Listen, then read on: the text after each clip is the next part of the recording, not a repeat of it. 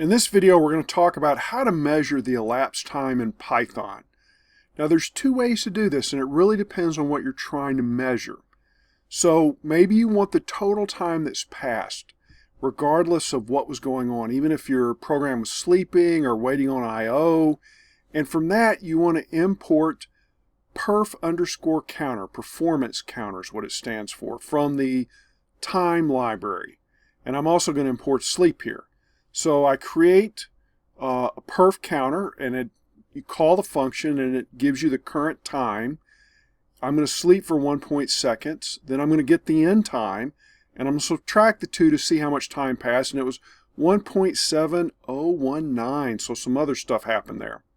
Now, the second way is the total time used by the system and CPU. So this is time spent doing work.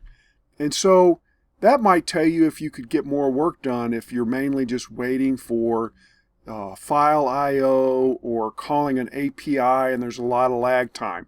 So from here, we're going to import process_time. We're going to do the same thing. We slept for 1.7 seconds. And here you notice it's almost identical to this minus the sleep time. So that's it. Hope you learned something. Subscribe to this channel, smash that like button so I can help more people, and I'll see you in the next video.